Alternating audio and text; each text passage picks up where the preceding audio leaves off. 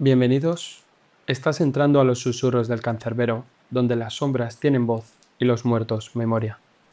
Hoy viajamos a una isla donde la historia se entrelaza con la superstición, donde la herencia africana, indígena y española ha dado vida a uno de los seres más enigmáticos del Caribe. Una figura infantil, que no tiene nada de inocente. Prepárate para escuchar lo que no debe decirse en voz alta, porque esta es la historia del Wije. El Wije no nació como una simple leyenda para asustar a niños. Su figura se forjó a fuego lento en el crisol cultural de Cuba, en un pasado donde los mitos eran tan reales como el hambre, y las criaturas de la noche caminaban junto a los hombres. Para comprender su origen hay que sumergirse en el barro espiritual de tres mundos: la cosmovisión taína, la religiosidad africana traída por los esclavos y el miedo colonial heredado de los conquistadores españoles. Los taínos, antiguos habitantes de la isla, creían en espíritus de la naturaleza llamados cemíes. Algunos eran protectores, otros castigadores. De ellos surgieron los primeros relatos sobre seres pequeños, oscuros y caprichosos que vivían en los ríos y ceibas. Pero con la llegada forzada de los africanos, el mito mutó. La cosmovisión yoruba introdujo al Elegua, un orisa infantil, bromista y peligroso, guardián de los caminos y encrucijadas. Aunque el Ewa no es el Wije, sus atributos se filtraron en el imaginario popular. Un niño travieso con poder sobre la suerte y la desgracia. Los españoles, por su parte, impusieron un sistema brutal de control avanzado en la religión católica. A los ojos de los colonizadores, todo lo que escapara de su dogma era demoníaco. Así, aquel pequeño espíritu de agua se fue transformando en algo más siniestro, una criatura oscura con ojos rojos que habitaba los márgenes del mundo civilizado. Con el tiempo, los cuentos orales lo convirtieron en guardián de lo prohibido. Aparecía junto a pozos ocultos, en cañaverales malditos o acechando en la espesura de los ríos, a veces como protector de secretos ancestrales, y otras como castigo viviente para quien osara perturbar lo sagrado. No hay una única versión del nacimiento del Wije, porque el Wije no es uno, es la suma de todos los miedos heredados. Es lo que se forma cuando el esclavo reza en su lengua perdida, el indígena invoca al espíritu del monte y el colono maldice lo que no puede controlar. Ver al Wije no es algo que cualquiera pueda contar, y quien lo ha hecho lo recuerda con una mezcla de horror y fascinación. Las descripciones varían, como si la criatura adaptara al miedo de cada testigo, pero hay elementos comunes que persisten en la memoria colectiva. Se le representa como un ser de baja estatura, con cuerpo de niño pero rostro envejecido o desproporcionado. Su piel es negra como el carbón mojado, no por tono étnico, sino por un brillo antinatural, como si hubiese sido modelado de sombra y barro. Los ojos siempre son rojos intensos, brillantes, demasiado grandes para su cara y capaces de verse desde la distancia, incluso en la noche más cerrada. Su cabello es espeso, enmarañado, a veces lleno de hojas o barro, como si emergiera del fondo mismo del río. Camina desnudo o cubierto con harapos, pero siempre desprende una sensación de algo antinatural. Un niño que parece jugar hasta que sonríe, y entonces esa sonrisa es lo último que muchos quisieran recordar. Pero más allá de su apariencia, lo que más inquieta del Wije es su símbolo oculto, porque el Wije no solo representa una criatura salvaje, representa la frontera entre el mundo de los vivos y el de los muertos, entre lo natural y lo maldito. Es el guardián de los secretos ancestrales, de las aguas profundas y las sendas olvidadas, el que castiga la codicia, la arrogancia o la profanación del monte, un espíritu del umbral, como si fuera un cancerbero tropical, pero con risa de niño y alma de anciano. Los ancianos de campo aseguran que si lo ves cerca del agua no debes acercarte, porque no es el agua lo que te arrastra, es él. Dicen que si lo oyes reír no respondas, porque no te está llamando para jugar, te está eligiendo. Y si alguna vez llegas a encontrar una huella pequeña con dedos largos como ramas al borde del río, mejor no sigas ese rastro, porque el Wije no deja rastros para perderse, los deja para cazarte. Aunque muchos repiten la historia del Wije como un cuento para niños, hay quienes aseguran haberlo visto y haber salido cambiados de ese encuentro. En las regiones rurales de Villa Clara, Cienfuegos, Sancti Spiritus y Matanzas, abundan los relatos transmitidos de generación en generación, en especial aquellos vinculados a ríos, manantiales, pozos profundos o ceibas solitarias, árboles considerados sagrados por la santería y el palo monte. Uno de los testimonios más antiguos y documentados proviene de San Juan de los Lleras, un pequeño poblado rodeado de cañaverales y riachuelos. Allí, un grupo de campesinos solía pescar por las noches con lámparas de queroseno. En una ocasión, notaron que el agua se agitaba con fuerza, como si algo grande se moviera bajo la superficie.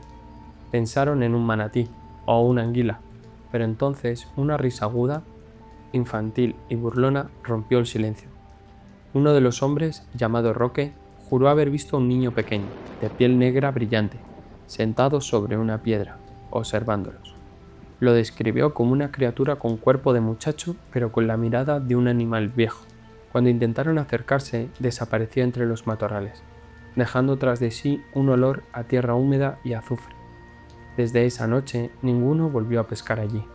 Otro caso ocurrió en los años 80, en la zona de Baracoa, al oriente de la isla. Una familia reportó que su hija de 6 años comenzó a hablar con un niño oscuro que salía del río. Al principio creyeron que era imaginación infantil, pero la niña comenzó a desaparecer por las tardes.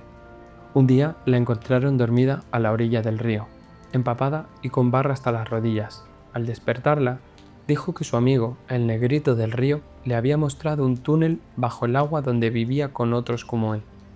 Los padres se mudaron poco después. En algunos pueblos, los lugareños no se atreven a recoger aguas en ciertas horas del día. Hay reglas no escritas: no mirar al agua al anochecer, no responder si escuchas risas y no seguir las pisadas pequeñas en el lodo, porque según dicen, el guije no aparece sin razón, siempre está ahí por algo o por alguien. Los más supersticiosos aseguran que, cuando alguien desaparece sin dejar rastro cerca del monte o un río, no es la selva quien se lo traga, es el guije quien lo reclama. Y hay cementerios, sobre todo en zonas rurales, donde los sepultureros han reportado ver pequeñas figuras moviéndose entre tumbas al atardecer. Nadie los persigue, porque en Cuba, si ves algo que parece un niño y no debería estar ahí, más vale mirar hacia otro lado y seguir caminando. En la superficie, el guije parece una simple criatura del folclore, pero en el fondo su existencia revela una capa más profunda y oscura del alma cultural cubana. La figura del guije ha sido interpretada por santeros, babalaos, antropólogos y poetas como algo más que un ser travieso del monte. Para muchos representa la energía desbordada de lo oculto, la parte indomable del espíritu africano esclavizado, mezclado con los misterios del monte taíno y el miedo español al paganismo.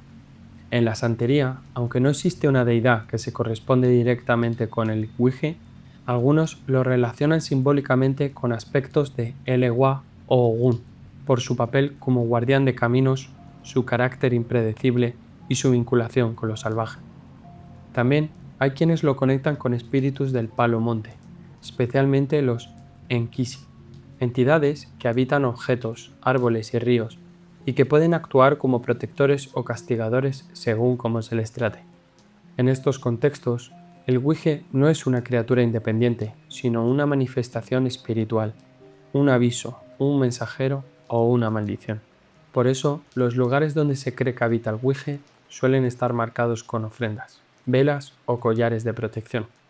No por el respeto al mito, sino por miedo a lo que pueda desatar si se le provoca.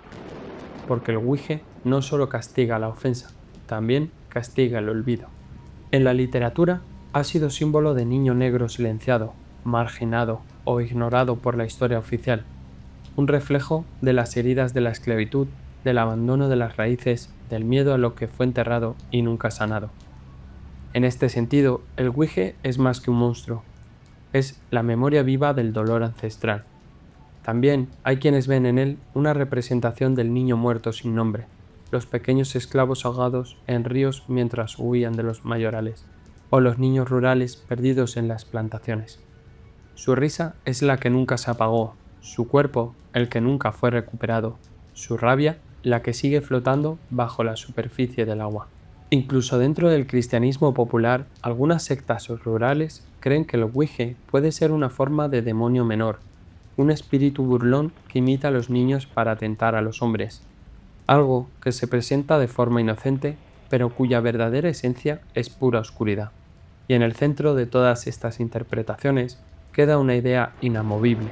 El Ouija no es un personaje inventado, es una presencia, una figura que ha resistido la colonización, la modernidad y la racionalidad, porque no importa cuántos libros lo nieguen, ni cuántas escuelas intenten borrarlo de los cuentos, el miedo a su risa sigue vivo y su sombra también. Podría pensarse que en el siglo XXI, con redes sociales, luces de neón y ciudades en constante movimiento, ya no queda espacio para una criatura como el Ouija, pero basta con alejarse unos kilómetros de La Habana, con adentrarse en las carreteras que serpentean entre los cañaverales o con dormir una noche cerca de un río profundo para entender que hay leyendas que no envejecen, solo esperan. El Ouija sigue vivo en los cuentos que los abuelos narran a los nietos en los campos de Cuba, no como una historia de miedo sin sentido, sino como una advertencia envuelta en fábula. Es un nombre que aún no se dice en voz alta en ciertos pueblos, una presencia que se percibe cuando el agua se queda demasiado quieta.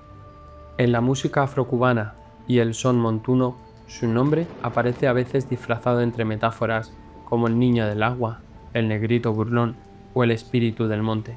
Incluso en el arte popular hay representaciones estilizadas de figuras pequeñas, de ojos brillantes que aparecen en pinturas, máscaras y grabados, siempre con la misma energía ambigua, juguetona, pero amenazante. Pero más allá del folclore, el Ouija ha encontrado un nuevo hogar. Las redes sociales y los foros de misterio, en plataformas como YouTube, TikTok o grupos privados de Facebook, circulan vídeos con supuestos avistamientos en lagunas cubanas, fotografías de figuras pequeñas entre el follaje o grabaciones de risas inexplicables captadas por la noche. ¿Son reales? ¿Son montajes? Tal vez eso no importe, porque el miedo no necesita pruebas, solo necesita una grieta. Y esa grieta sigue abierta. Incluso en La Habana moderna hay zonas donde el mito del Ouija aún condiciona la vida diaria. Lugares donde los niños no se bañan después del atardecer, donde los perros no se acercan al río sin temblar y donde el monte se respeta no por superstición, sino por instinto.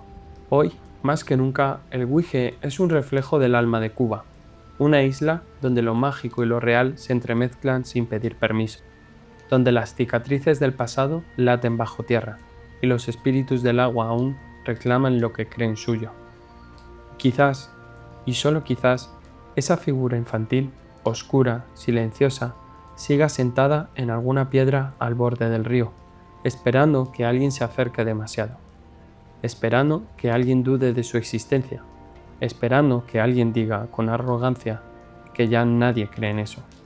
Porque el Ouija no necesita que creas en él para existir, solo necesita que te acerques. Las leyendas no mueren, se transforman, y el Ouija, como tantas otras criaturas nacidas del dolor, del miedo y del silencio, ha sabido adaptarse a los siglos, sin perder su esencia. No es solo un ser del monte, es el eco de las voces silenciadas, la carcajada ahogada de los que no fueron escuchados, el guardián de lo invisible. Y quizás por eso su risa resuena más fuerte cuando ya nadie se atreve a recordar. Porque en el fondo, el Ouija es un espejo, un oscuro, uno que te observa desde el agua, esperando ver en tu reflejo algo que hayas olvidado, algo que te persigue. Así que la próxima vez que camines cerca de un río y el agua esté en calma, si escuchas una risa que no deberías oír, no mires atrás.